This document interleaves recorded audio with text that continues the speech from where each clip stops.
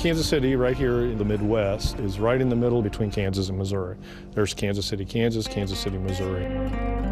Kansas City's kind of a formerly wild town during the Prohibition era. It was kind of the beginning of the West.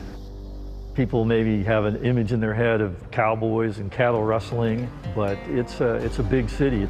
The home of Harry Truman, barbecue, and jazz.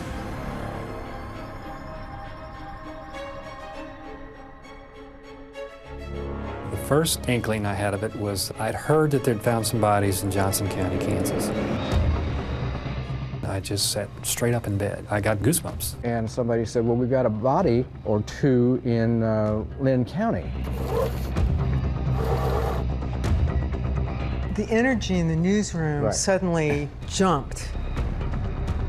It's one of the biggest stories of the year. It could not have been bigger in Kansas City. It was shocking. Pretty soon they said, well, they're in barrels. Police pulled about 3 55-gallon drums out a couple hours ago.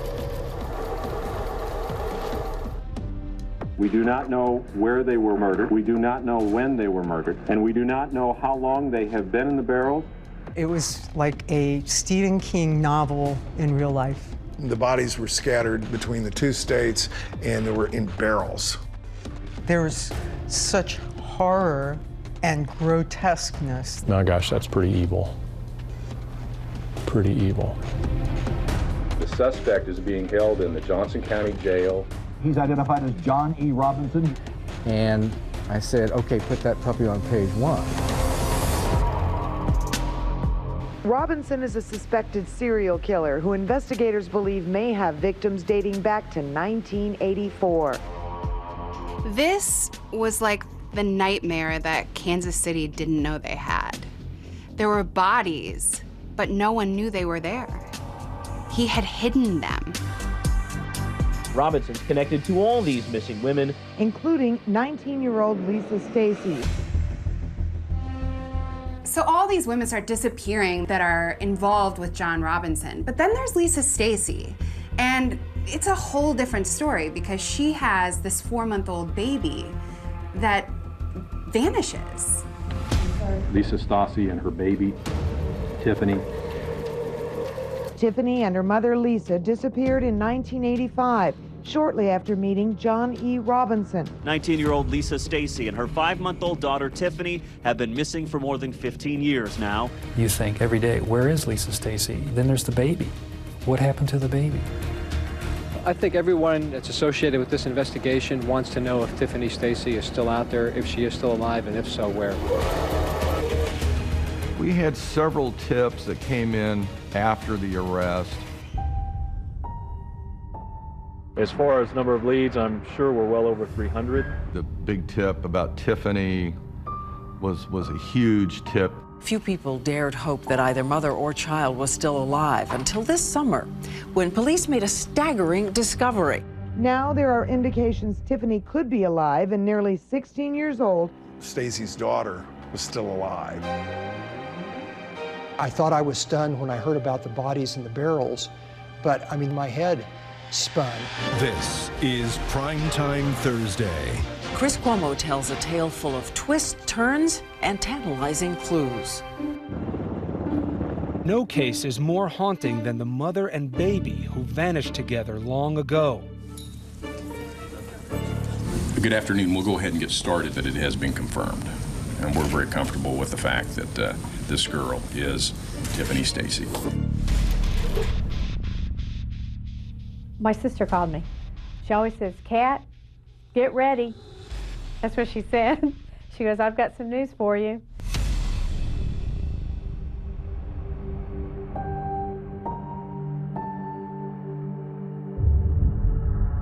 They think they found Tiffany. It's in the paper. What would you like to say? That I'm very, very happy today that I know finally that my niece, Tiffany, as we know her, is alive. We prayed to God, and God showed us. Our prayers made it possible for them to find Tiffany. And I remember the day that it began to ripple through the newsroom at the Star that this child was still alive. And it was like you could see the shockwave going through the newsroom. You know, and all this death and blood and everything. And then suddenly, miraculously, this girl exists. She's alive. It was very hopeful. There was a survivor, and it was a child. The body of Lisa Stasi has never been found, as most of you probably know. Tiffany Stasi was purportedly adopted by a Midwestern family in January of 1985, where she remains today. The infant the Stasi family knew as Tiffany is now almost 16 years old, living somewhere in the Midwest with her adoptive family. The family has asked us to read a short statement for you, and it's as follows. Our deepest sympathy goes out to the other families victimized by the events unfolding in the case involving John Robinson. We too have been betrayed by this man. Well, you mentioned that the body of Lisa Stasi has never been found. Do you have any expectation that it ever will be? Who knows? Do you know how she is doing, this young woman who is 15 right now? Our understanding is, as you'd probably expect, she's having a difficult time with this and is struggling with, the horror of this whole thing. There's enough drama in teenage girls' lives to begin with, but to face something like that must have been incredible. Some of the media outlets have already shown some age progression photos of what she may look like now. Can you tell us if those are accurate depictions? And That's an easy one for me to answer because I've never seen the girl.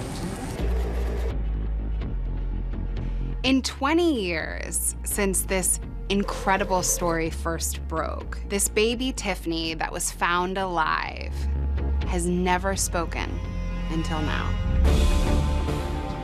We are now, for the first time ever, hearing from baby Tiffany. Her name is Heather, and she is telling us her story. I was assigned this story in 2014, and I reached out to Heather. She said she wasn't ready, and I told her to hang on to my number. So 4 years after I initially reached out to Heather, my phone rang, and I picked up, and she said, "This is Heather, and I'm ready to tell my story." All right, we're going, we're rolling.